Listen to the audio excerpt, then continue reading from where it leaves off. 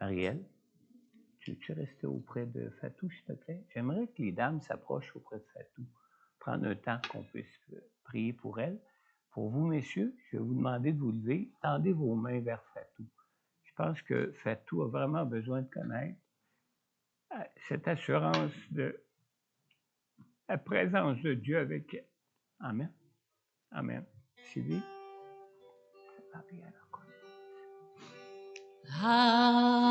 Abrite-moi sous tes ailes, couvre-moi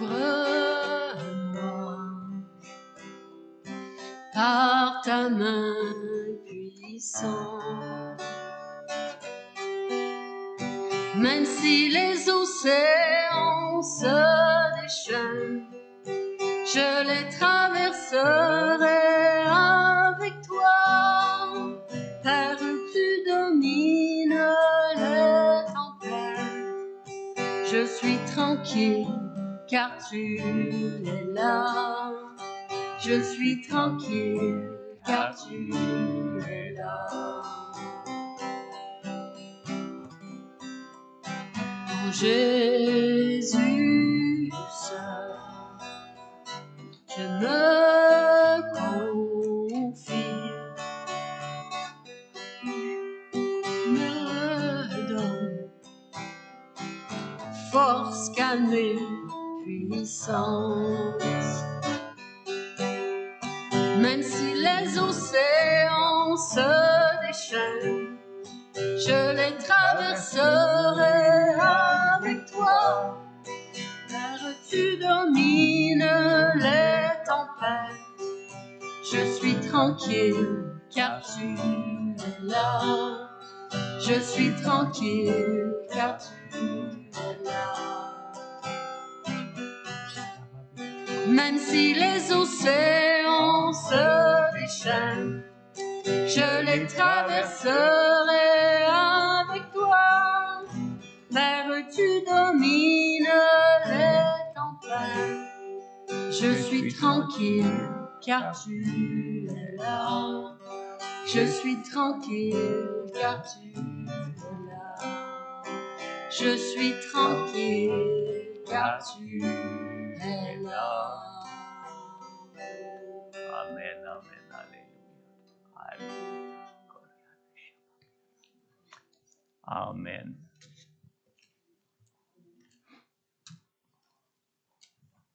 Merci, mesdames. Merci, Sylvie.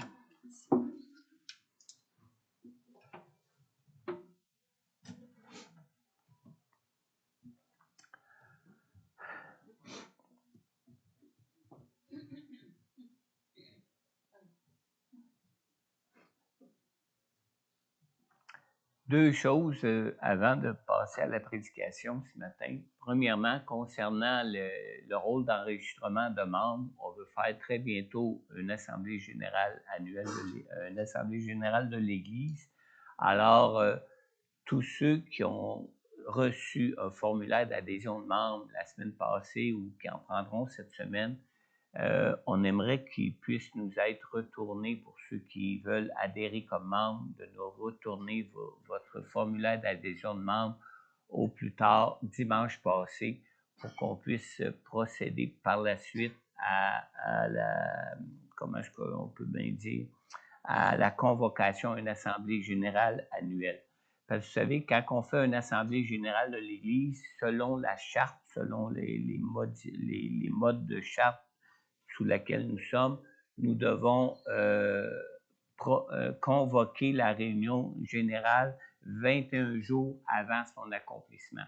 Alors, pour qu'on puisse agir le plus rapidement possible, il faudrait que vos formulaires d'adhésion de membres soient remis au plus tard dimanche prochain. Vous pouvez toujours assister à l'Assemblée générale de l'Église, quand il y a une Assemblée générale, une Assemblée légale qu'on peut appeler, mais ceux qui n'ont pas de formulaire d'adhésion de membres ne peuvent pas, à ce moment-là, poser leur vote ou participer aux choix que l'Église peut faire dans les choix qui peuvent lui être présentés au sein d'une assemblée générale. D'accord? Alors, pour ceux qui veulent devenir membres, évidemment, il y a des critères à rencontrer avant d'être accepté comme membre. C'est pas moi, comme pasteur, qui vous accepte comme membre. Le comité de direction de l'Église devra se rassembler avec les formulaires d'adhésion de membres et chacun des adhésions de membres devront être reçus d'un vote officiel au sein du comité de direction de l'Église. En ce qui concerne maintenant les rencontres qu'on a sur semaine, notre rencontre qu'on a à l'Apocatière et notre rencontre qu'on reprend cette semaine où on a un partage biblique sur semaine avec les participants, ceux qui veulent participer de l'Église. Je débute même cette semaine, lundi et mardi. C'est la même leçon qu'ils reçoivent. C'est le même partage qu'on fait à l'Apocatière, qu'on fait ici à Montmagny.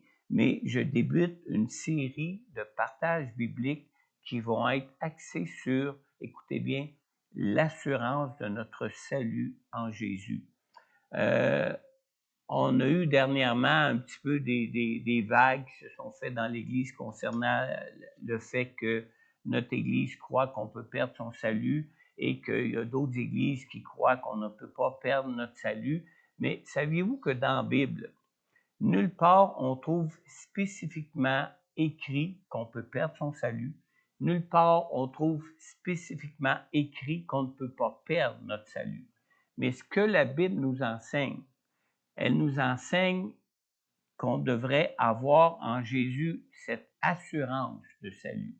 Et j'ai une série de partages bibliques qu'on va faire dans les prochaines semaines où on va regarder ensemble ce que la Bible dit concernant cette assurance que nous pouvons avoir d'être sauvés en Jésus.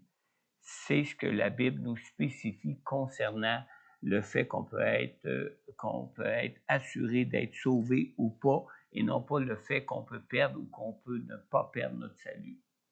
Le fait qu'on peut perdre ou ne pas perdre notre salut, c'est juste des commentaires qui ressortent de certains versets qui nous font prétendre qu'il est possible de le perdre, comme qui peut nous faire prétendre qu'il n'est pas possible qu'on le perde. Mais ce que la Bible nous enseigne spécifiquement et d'une manière claire, c'est comment est-ce qu'on peut avoir l'assurance de notre salut en Jésus. Amen. Alors, c'est là-dessus que les prochaines rencontres de partage biblique sur semaine, ce sera le thème sur lequel on va discuter dans les prochaines semaines à partir de la parole de Dieu, qui est notre référence en tant que foi. Amen. Pour ce matin, peut-être que Dieu va parler au cœur de Fatou ce matin. On va lire dans 2 Corinthiens, chapitre 1, dans les versets 3 à 11 ce matin.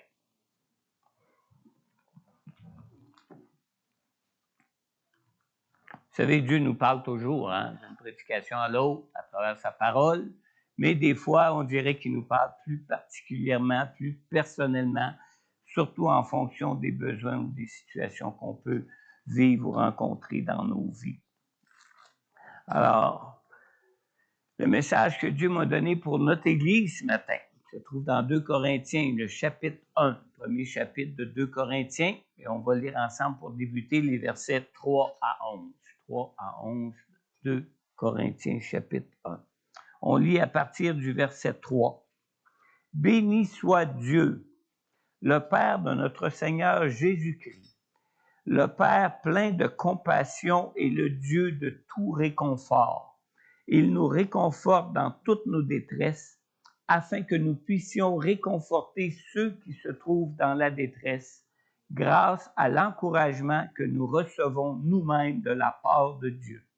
En effet, de même que les souffrances de Christ abondent pour nous, de même aussi, c'est par Christ que notre réconfort abonde.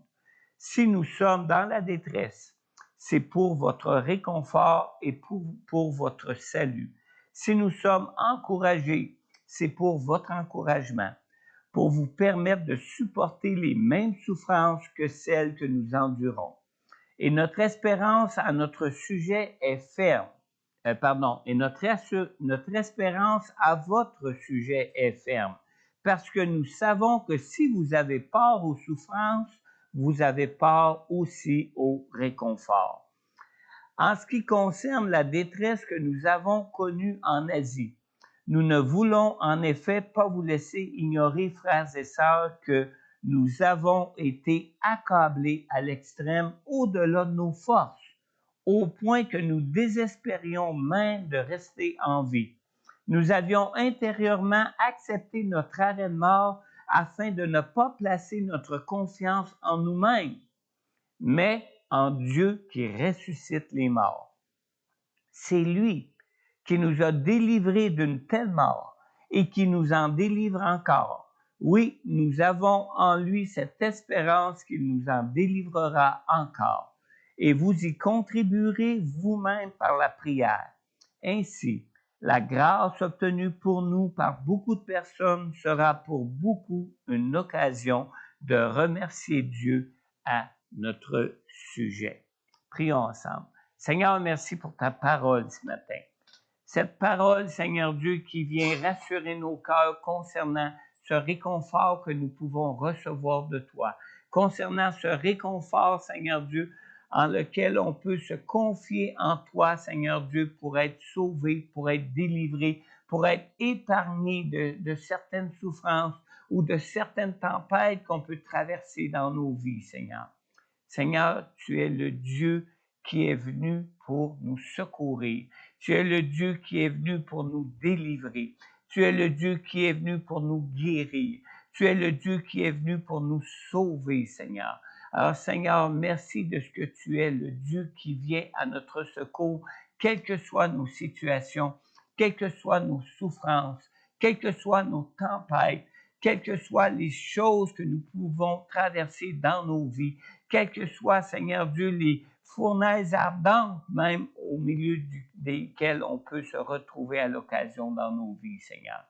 Seigneur, on compte sur toi ce matin, mais on compte surtout sur ton Saint-Esprit, Seigneur, pour que cette parole, ce message que tu as pour nous, pour nos cœurs ce matin, Seigneur, puisse trouver des cœurs qui vont le recevoir et qui vont en être imprégnés pour tout combat qu'ils pourront vivre ou toute souffrance qu'ils pourront rencontrer dans leur vie, Seigneur.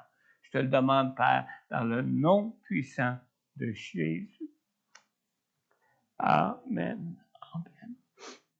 Amen. Je pense que j'ai bien fait de mettre ça là dans le centre. Aïe. Amen.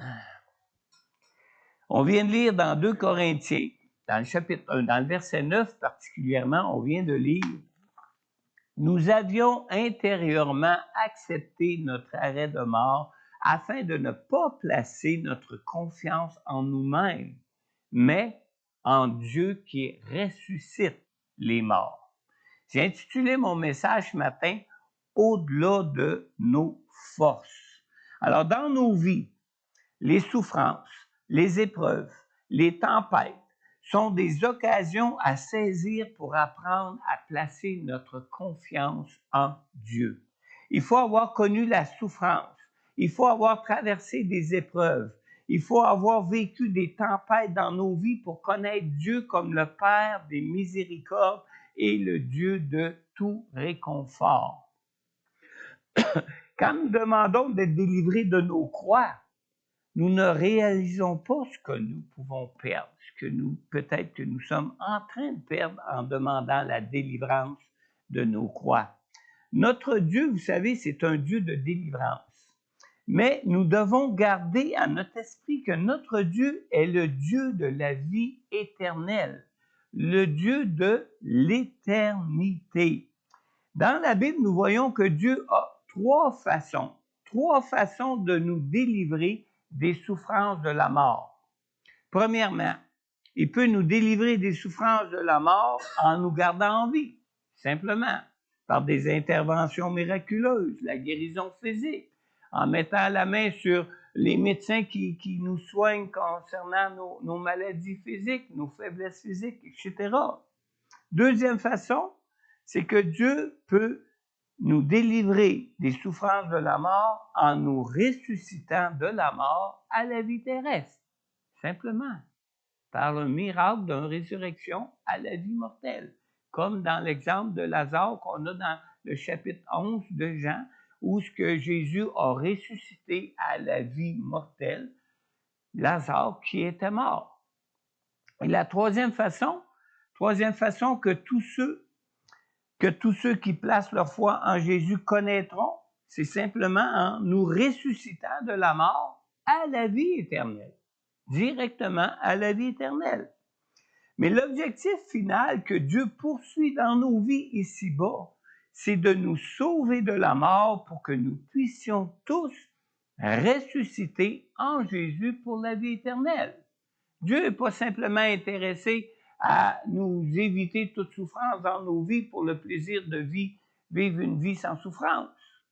Dieu n'est pas non plus intéressé à nous guérir de nos maladies simplement pour que nous puissions juste pleinement bénéficier de la vie ici-bas sans vivre de conditions physiques difficiles comme telles. Non, ce qui intéresse Dieu avant toute chose dans nos vies, c'est que nous puissions arriver à la vie, à la résurrection pour la vie éternelle avec lui et à nous préparer à cette vie éternelle pour nos vies.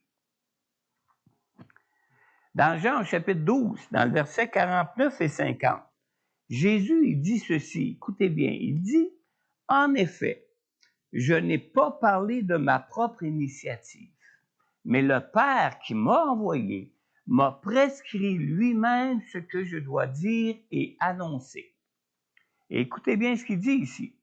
Il dit, « Et je sais que son commandement est la vie éternelle.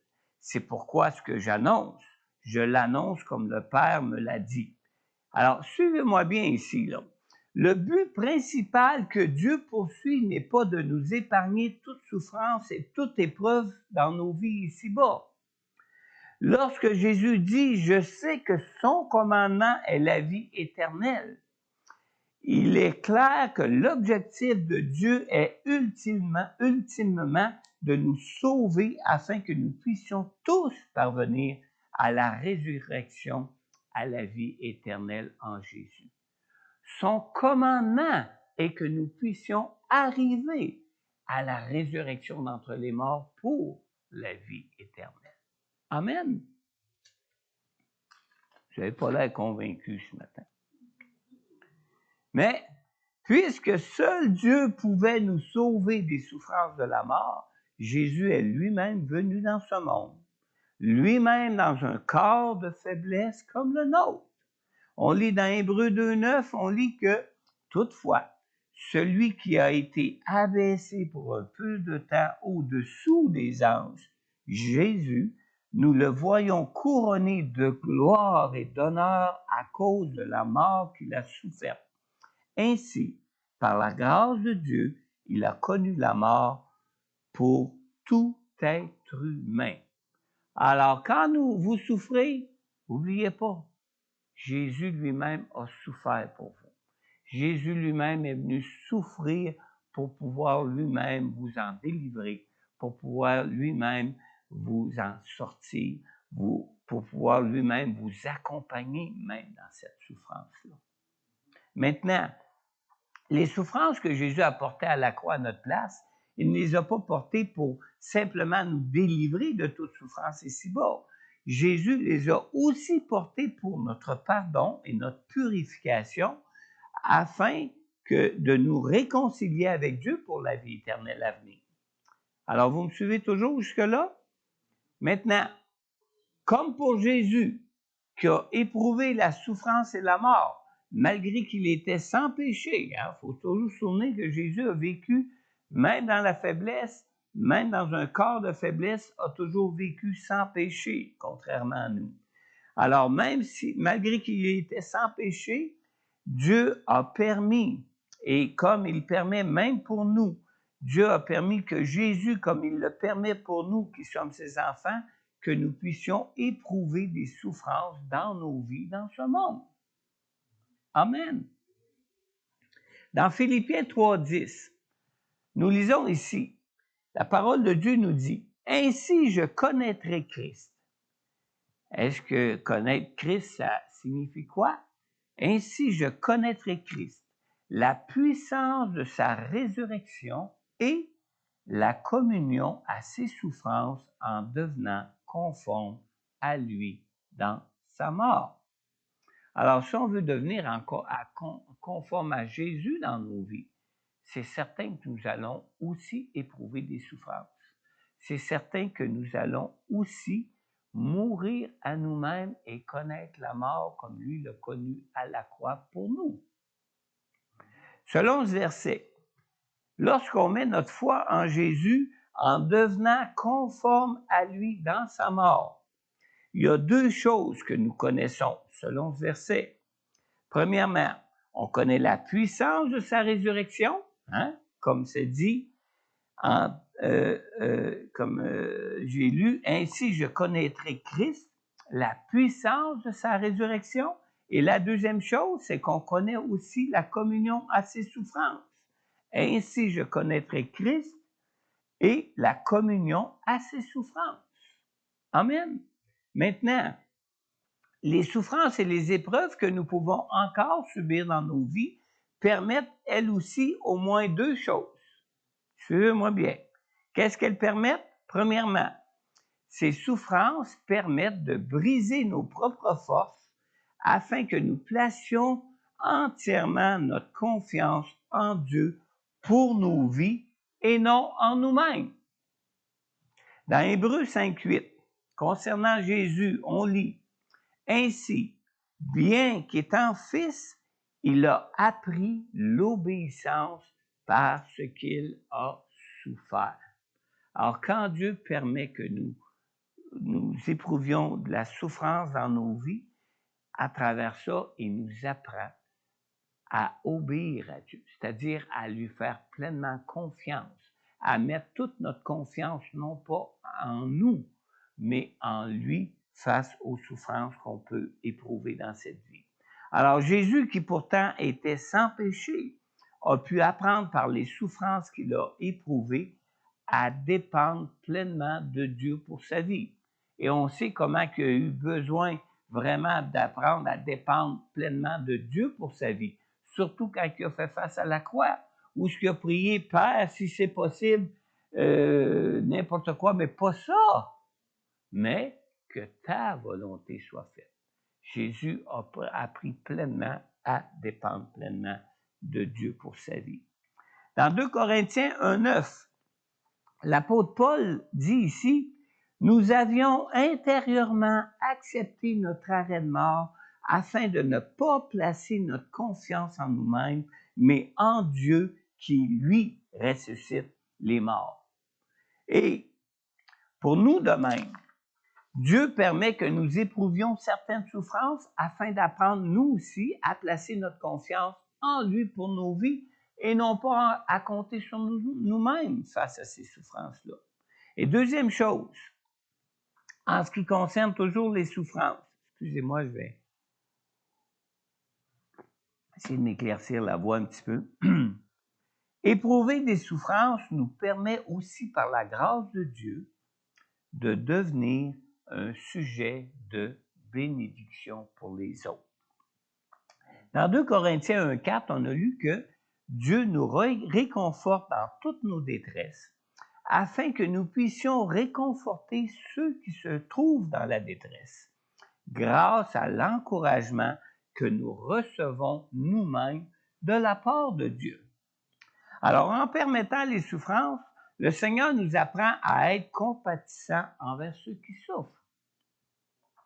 C'est en vue des autres et c'est par amour pour les autres qu'il nous faut être prêts à accepter même certaines souffrances dans notre vie pour vraiment bénéficier de ce réconfort, cette consolation de Dieu pour nous dans nos souffrances, pour qu'on puisse à notre tour par la suite être aussi compatissants pour ceux qui traversent des temps de souffrance dans leur vie. Amen. Alors, éprouver des souffrances ne signifie pas d'être rejeté par Dieu, mais éprouver des souffrances signifie plutôt que la main de Dieu agit dans nos vies. Lorsque Jésus était crucifié, au moment où il mourait à la croix, tous, en général, le considéraient comme étant rejeté par Dieu. N'est-ce pas? Dans Ésaïe 53, 4, on lit « Pourtant, ce sont nos souffrances qu'il a portées, c'est de nos douleurs qu'il s'est chargé. Et nous l'avions considéré comme puni, frappé par Dieu et humilié. » Alors, dans un sens, c'était vrai puisque Jésus subissait pour nous, à notre place, la peine que nous méritions nous-mêmes pour nos péchés. Dans un sens, c'était vrai qu'il était un peu comme rejeté par Dieu ou puni par Dieu parce qu'il portait nos péchés. Mais généralement, lorsqu'on voit quelqu'un souffrir, et surtout lorsqu'on voit un frère ou une sœur dans la foi qui souffre, on est porté à penser que Dieu le rejette et l'abandonne. Hein? On est comme de nature à dire « Ah, ouf, ouais, il est sous la punition de Dieu, ça doit être à cause que il y a peut-être quelque chose dans sa vie, on ne sait pas. » Mais au contraire, quand on lit notre texte ici de 2 Corinthiens 1, si l'apôtre Paul gardait espoir pour les croyants de l'Église de Corinthe, c'est qu'il pouvait voir qu'ils avaient eux aussi la part aux souffrances. Il y avait une part dans les souffrances. On lit dans 2 Corinthiens 1,7. Paul dit, écoutez ce qu'il dit concernant les Corinthiens qui souffrent. « Et notre espérance à votre sujet est ferme. » Comment est-ce qu'il pouvait avoir une espérance ferme face aux Corinthiens qui étaient dans la souffrance? Il dit que notre espérance à votre sujet est ferme parce que nous savons que si vous avez part aux souffrances, vous avez part au réconfort. Alors, quand on lit ça, lorsque nous souffrons, Dieu nous réconforte et il utilise nos souffrances pour nous préparer à notre tour à réconforter les autres. Dans 2 Corinthiens 1,6, nous lisons « Si nous sommes dans la détresse, c'est pour votre réconfort et pour votre salut. Si nous sommes encouragés, c'est pour votre encouragement, pour vous permettre de supporter les mêmes souffrances que celles que nous endurons. » Vous savez, la compassion que nous pouvons avoir pour ceux qui souffrent, c'est en quelque sorte, c'est l'amour qui est perfectionné par l'expérience. Pas n'importe quelle expérience, par l'expérience de la souffrance.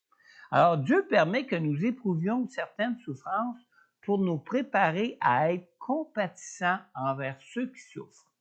La souffrance, en quelque sorte, nous prépare à devenir un canal de bénédiction, un canal de la grâce de Dieu, mais pour les autres. À moins de pouvoir dire « je te comprends, je suis déjà passé par là », qui ne s'est jamais senti impuissant devant une personne qui souffre? Hein? On se sent tous comme démunis. Que si je pourrais bien dire, comment je pourrais bien la consoler, comment je pourrais bien la réconforter, comment je pourrais bien l'aider dans sa souffrance. On se sent tous démunis, à moins d'avoir nous-mêmes déjà traversé ce même genre de souffrance-là. Amen. Alors, ce sont les épreuves et les souffrances qui nous poussent à crier à Dieu dans nos vies, à crier à Dieu pour arriver à nous-mêmes bénéficier du réconfort, bénéficier de la délivrance de Dieu qui peut nous apporter dans la souffrance. Et le plus souvent, c'est lorsque nous éprouvons des détresses et que tout s'effondre dans nos vies que nous choisissons finalement de nous tourner vers Dieu. Dans le psaume 107, on lit dans 4 versets, écoutez bien ici, 4 versets, le verset 6, le verset 13, le verset 17 et le verset 28. Ces 4 versets-là répètent la même chose dans le psaume 107. Ces 4 versets-là nous disent, dans leur détresse, ils ont crié à l'Éternel et il les a délivrés de leur angoisse. Alors, nos souffrances peuvent prendre différentes formes. Quand on lit le psaume 107, on voit différentes formes, différentes façons qu'on peut souffrir dans nos vies. Le verset 5 nous parle de souffrir de la faim et de la soif. Le verset 12 nous parle de l'humiliation du cœur. Le verset 18 nous parle d'une vie remplie de malheur. Et finalement, le verset 27 nous parle d'être saisi de vertige dans la souffrance et de perdre même toute notabilité.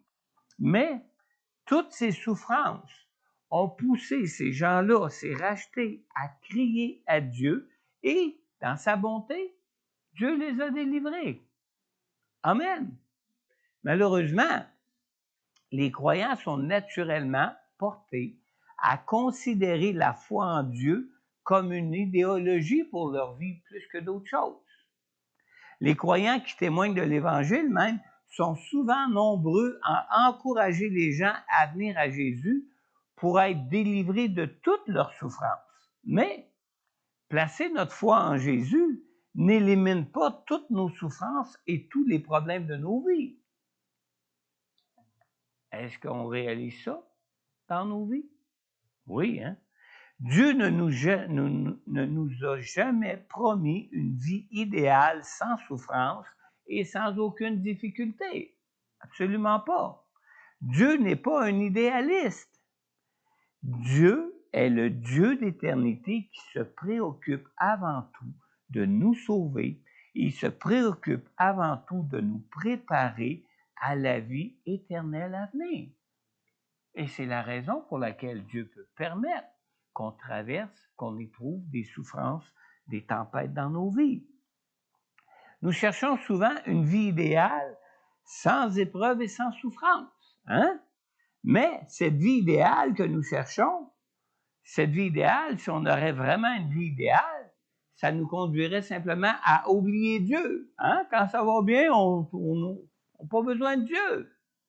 Mais c'est quand que les choses commencent à moins bien aller, c'est quand que les souffrances se font sentir, c'est quand que les tempêtes se lèvent dans nos vies, quand les combats arrivent pour certaines choses dans nos vies et que ça nous déstabilise, c'est là où naturellement, on est tous poussés à se tourner vers Dieu pour crier vers lui.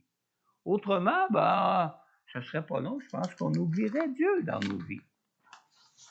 Le réconfort de Dieu pour celui qui crie à lui lorsqu'il souffre est toujours proportionnel à notre détresse. Toujours proportionnel à notre détresse. D'ailleurs, si Dieu peut nous réconforter, c'est que son réconfort est tout suffisant pour la détresse qu'on peut éprouver dans notre vie. Dans 2 Corinthiens 1,5, on lit « En effet, de même que les souffrances de Christ abondent pour nous. » Écoutez bien. De même aussi, c'est par Christ que notre réconfort abonde. Alors, le réconfort de Dieu va abonder autant que nous pouvons souffrir dans nos vies. Plus Dieu peut permettre que nous puissions être éprouvés dans nos vies, plus notre résurrection à la vie éternelle même sera glorieuse. Ouh! C'est dur à dire, amen, hein? On dit, oh, j'aimerais peut-être moins souffrir, avoir une vie éternelle moins glorieuse, ou si ça me fait rien de souffrir plus pour avoir une vie glorieuse, une vie éternelle plus glorieuse. Ouh! C'est à nous de faire le choix, là, hein? Dans 2 Corinthiens 4, 17, on lit, en effet, nos légères difficultés du moment présent produisent pour nous, au-delà de toute mesure, un poids. Quand on dit un poids, là, ça a l'air pesant. Un poids éternel de gloire. Amen. C'est la parole de Dieu qui le dit. Là. Vous n'avez pas besoin de me croire. Juste croire à la parole de Dieu. Amen. Vous savez, lorsque Dieu permet que ses enfants traversent la fournaise ardente, on va en parler de la fournaise. Dieu a son œil sur le thermomètre et sa main sur le thermostat. Pour un croyant, traverser une fournaise ardente, c'est l'occasion de vivre un rendez-vous divin. Faire une expérience spéciale de Dieu dans nos vies. Quand Shadrach, Meshach et Abed-Négo étaient dans la fournaise ardente, les Écritures disent que le roi voyait 4 personnes au milieu de la fournaise ardente. Pourtant, il en avait jeté juste 3. Mais le roi en voyait 4. On lit dans Daniel 3, dans le verset 24-25, on lit que le roi Nebuchadnezzar prit la parole et dit à ses conseillers, « N'avons-nous pas jeté 3 hommes ligotés au milieu du feu? » Ils répondirent, « Ô roi, certainement, roi. » Il reprit, « Eh bien, j'aperçois 4 hommes dépourvus de liens qui marchent au milieu du feu, porteurs d'aucune blessure, et le 4e ressemble à un fils des dieux. » Wow! Alors, pour un croyant, traverser une fournaise ardente, c'est vraiment l'occasion d'une expérience avec Dieu, comme l'ont vécu, comment il s'appelait déjà? Shadrach, Meshach et Abed-Négo. Amen. N'ayez pas peur des souffrances. Croyez-le. Quand vous souffrez, quand vous traversez des tempêtes, quand vous éprouvez des souffrances quelconques, Dieu l'a permis. Puis il ne l'a pas permis juste pour le fun. Il l'a permis pour vous donner cette occasion d'avoir une expérience spéciale avec lui. En auquel vous voulez bien vous tourner vers lui pour crier à lui et dire, Seigneur, là, je veux te voir avec moi dans cette fournaise-là. Amen. Amen. Dieu connaît la limite de notre endurance et Dieu maintient fidèlement la situation sous son contrôle. Il y a les yeux sur le thermomètre puis la main sur le thermostat, comme pour Shadrach, Meshach et Abed-Négo. La même chose. Amen. Et le Seigneur lui-même est avec nous au milieu des souffrances que nous pouvons traverser dans nos vies. La même chose. Finalement, un dernier point. Au milieu de nos épreuves, ce qui nous permet de trouver la victoire, c'est la présence même du Seigneur avec nous dans nos vies. Sans Jésus avec nous dans nos vies, la souffrance apparaît toujours comme quelque chose qui est absolument absurde, quelque chose même qui est injuste. Pourquoi moi je souffre ça? C'est ridicule. J'ai vécu une belle vie, une bonne vie toute ma vie, puis là, je me retrouve malade. J'ai toujours fait attention aussi. C'est souvent, la souffrance nous paraît toujours absurde et toujours même injuste. Pardon. J'ai perdu ma ligne avec tout ça. Mais au milieu de nos épreuves, ce qui nous permet de trouver la victoire, c'est vraiment la présence du Seigneur avec nous dans nos vies. Les personnes qui ne connaissent pas Jésus connaissent, savez-vous, les mêmes souffrances que nous. On a un grand avantage, hein? C'est que nous connaissons le Dieu des consolations. On a un grand avantage sur le monde qui ne connaisse pas Jésus. C'est que nous connaissons le Dieu des délivrances. N'est-ce pas?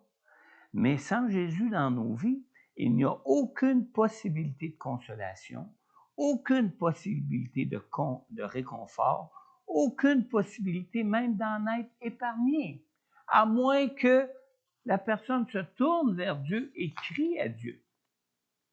On lit dans 2 Corinthiens 1:10.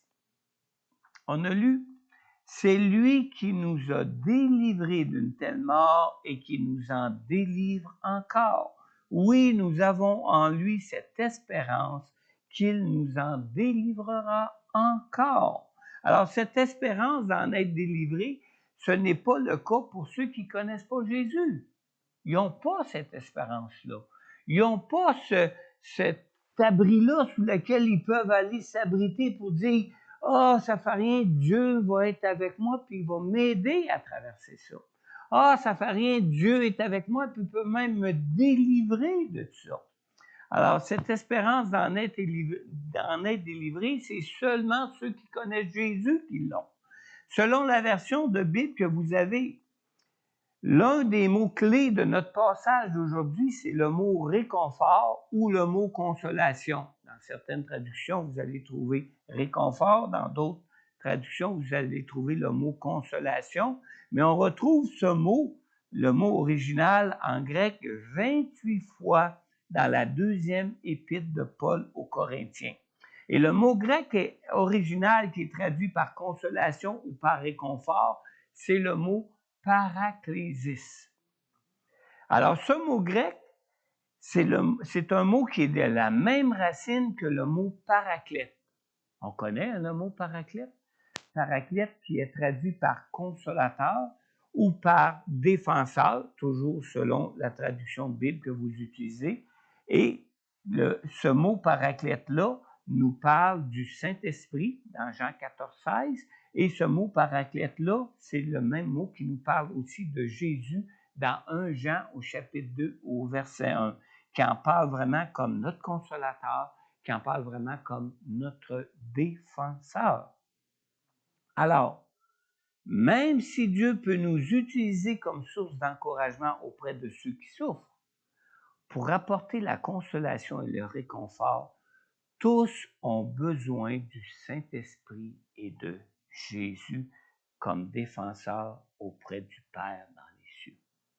On en a tous besoin. Dans 1 Timothée 2,5, la parole de Dieu nous dit, en effet quoi? Est-ce qu'il y en a qui le savent? Il y a un seul Dieu et il y a aussi un seul médiateur entre Dieu et les hommes, un homme. Quel homme? Jésus-Christ. Maintenant, Dieu ne nous délivre pas toujours de la même façon. Hein? Parfois, il nous délivre de nos épreuves et parfois, il nous délivre dans nos épreuves. C'est-à-dire qu'il nous permet de la traverser pareil, mais il nous garde ou nous délivre dans cette épreuve-là. C'est vrai. Écoutez bien, là.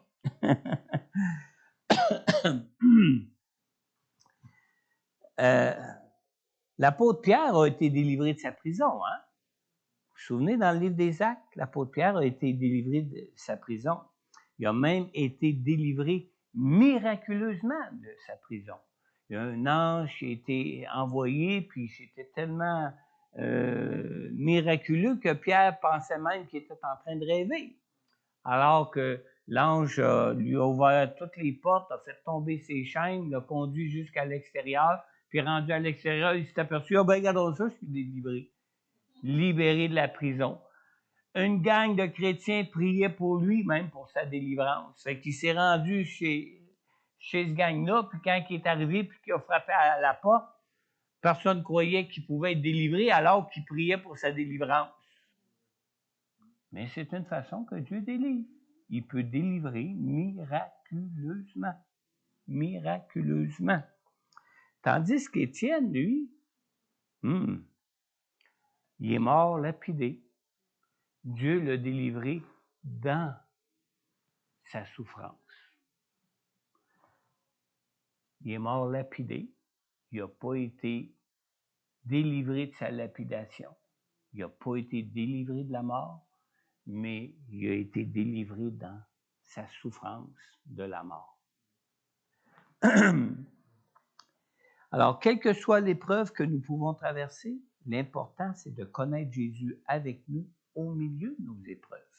Dans Acte 7, verset 55, on lit, en ce qui concerne Étienne, Étienne dit, « Je vois le ciel ouvert et le Fils de l'homme debout à la droite de Dieu. » Et il a pu même mourir en priant pour ceux qui le lapidaient.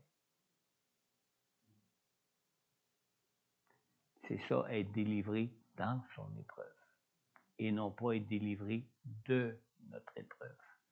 Mais Dieu connaît parfaitement le plan de vie qu'il a pour nous, connaît parfaitement la préparation qui doit être faite pour notre transformation, pour nous préparer à la vie éternelle, pour le plan de vie éternelle qu'il a pour nous. Et Dieu permet certaines souffrances en fonction de son plan. La volonté de Dieu, c'est ce qui est bon, agréable et parfait. Amen.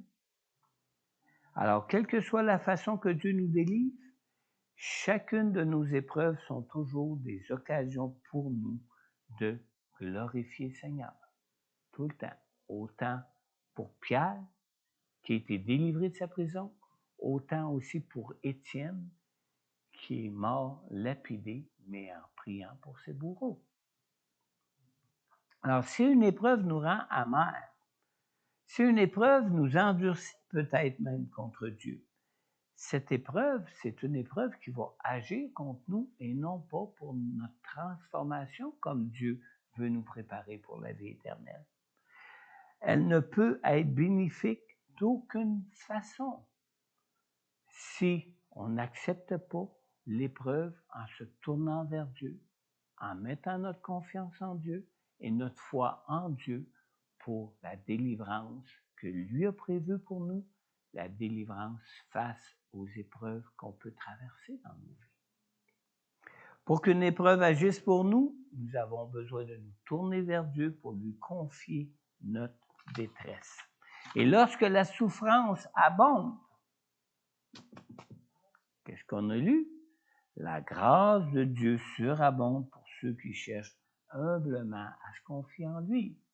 Même qu'on lit dans Jacques au chapitre 4 au verset 6, cependant, la grâce qu'il accorde est encore plus grande encore. C'est pourquoi l'Écriture dit, Dieu s'oppose aux orgueilleux, mais il fait grâce aux humbles. Amen. Alors ce matin, alors que nous parlons d'être secourus par Dieu, si tu es de ceux qui n'ont encore jamais invité Jésus comme sauveur, oui, Marielle.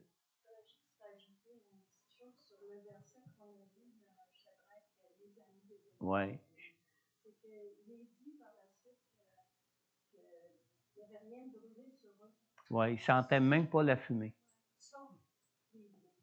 Oui. C'est que dans nos épreuves, parfois, Dieu permet ces épreuves-là aussi pour que des liens quelconques viennent être brisés. Amen.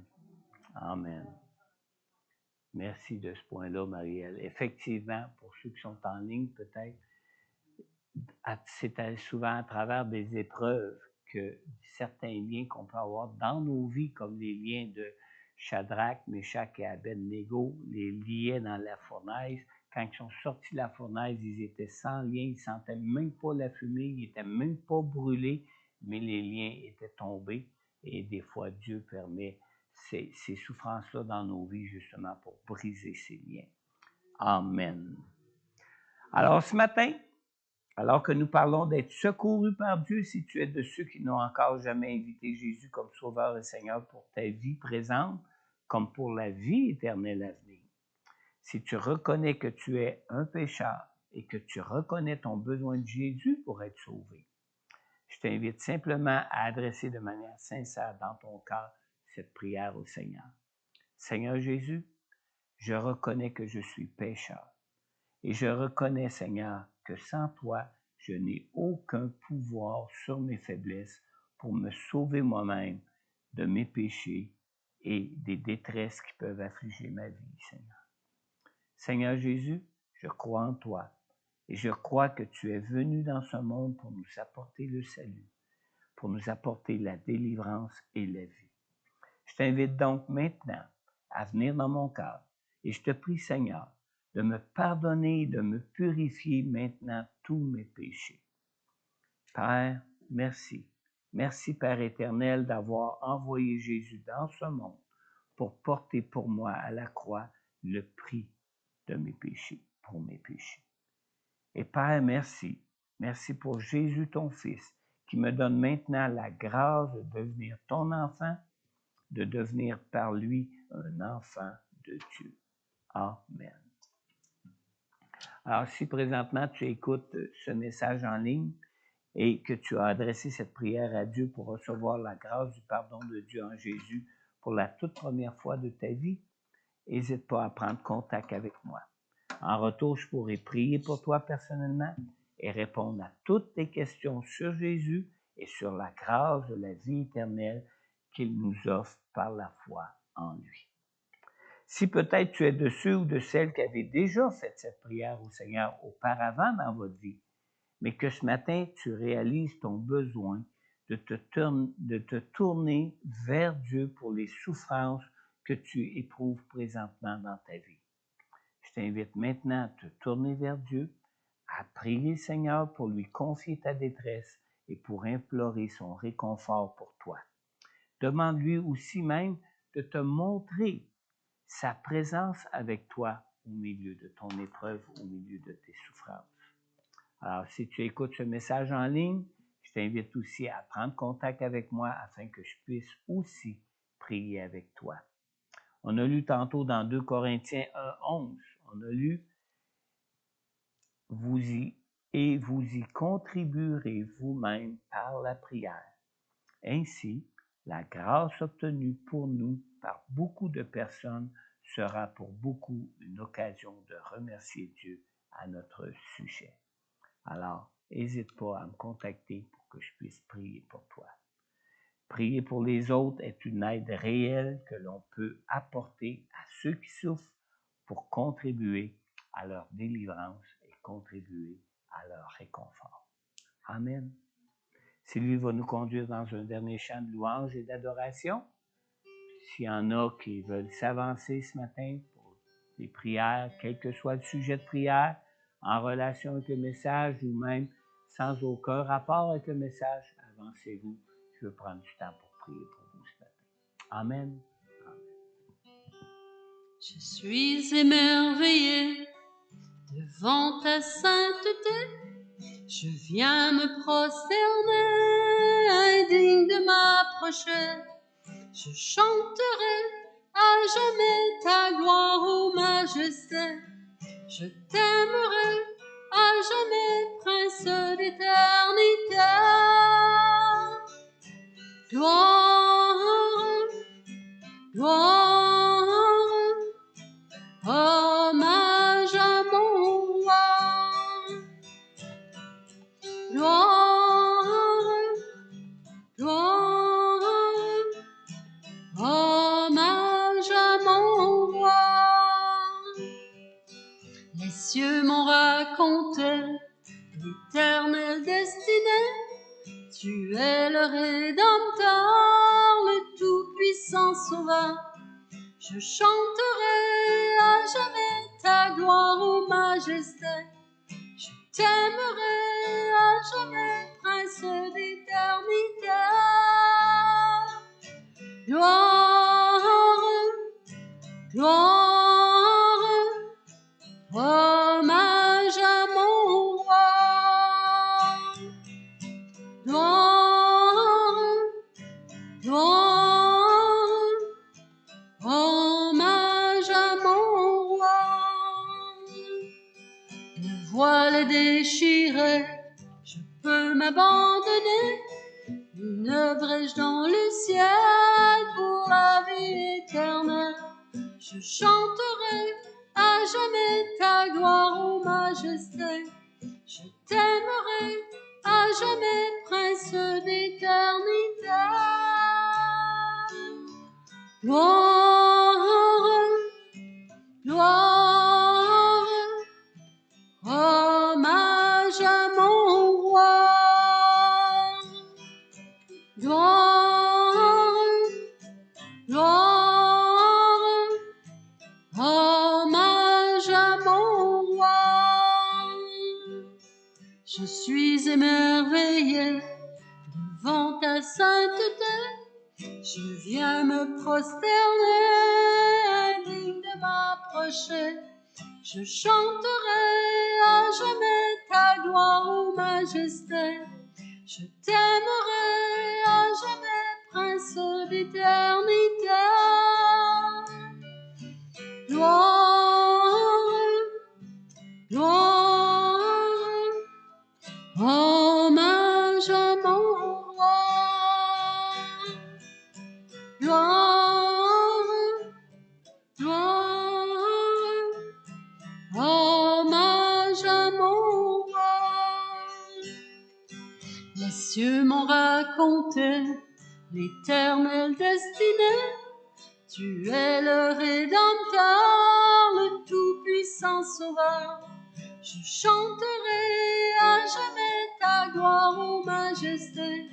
Je t'aimerai à jamais, Prince d'éternité. Gloire, gloire, hommage à mon roi. Gloire, gloire, hommage à mon roi. Le voile est déchiré, je peux m'abandonner. Une brèche dans le ciel pour la vie éternelle. Je chanterai à jamais ta gloire, ô majesté. Je t'aimerai à jamais, Prince d'éternité. Gloire, gloire, hommage à mon roi. Gloire, gloire, hommage à mon roi. Gloire, gloire, hommage à mon roi. Gloire, gloire, hommage à mon roi. Nous te rendons gloire et honneur. Nous levons les mains et te louons en exaltant ton saint nom. Nous te rendons gloire et honneur. Nous levons les mains et te louons en exaltant ton saint nom. Car tu es grand, Seigneur, tu fais des merveilles. Nul n'est comparable à toi. Nul n'est comparable à toi, car tu es grand. Seigneur, tu fais des merveilles. Nul n'est comparable à toi. Nul n'est comparable à toi. Nous te rendons gloire et honneur. Nous levons les mains et te louons en exaltant ton saint nom. Nous te rendons gloire et honneur. Nous levons les mains et te louons en exaltant ton saint nom. Car tu es grand, Seigneur, tu fais des merveilles. Nul n'est comparable à toi. Nul n'est comparable à toi, car tu es grand. Seigneur, tu fais des merveilles. Nul n'est comparable à toi. Nul n'est comparable à toi, car tu es grand. Seigneur, tu fais des merveilles. Nul n'est comparable à toi. Nul n'est comparable à toi. Alléluia. Seigneur, tu es notre Dieu. Amen. Nul n'est comme toi, Seigneur. Amen. Tu es le Dieu tout-puissant, Seigneur. Tu es le Dieu plein de compassion. Tu es le Dieu plein d'amour, plein de grâce. Et toi-même, dans ton amour, dans ta grâce, Seigneur, toi-même, tu viens pour nous délivrer, nous sauver, nous guérir, nous justifier, afin que nous puissions être avec toi maintenant et éternellement jusqu'au jour de l'éternité, Seigneur. Tu es le Dieu incroyable, Seigneur. Donne-nous de pouvoir croire, Seigneur. Tu es le Dieu qui peut faire des choses au-delà de ce qu'on peut même penser et imaginer, Seigneur.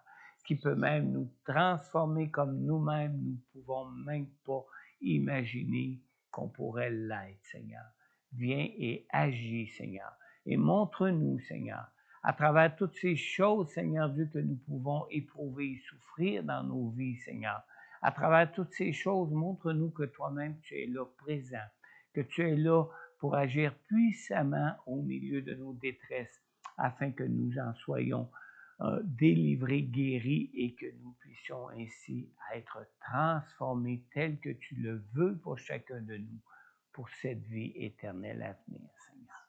Dans le nom puissant de Jésus, Père, j'ai prié. Amen. Amen. Bon dimanche, que Dieu vous bénisse et inquiétez-vous pas, vous pouvez marcher dans la victoire, c'est Jésus qui l'a acquise pour vous. Amen.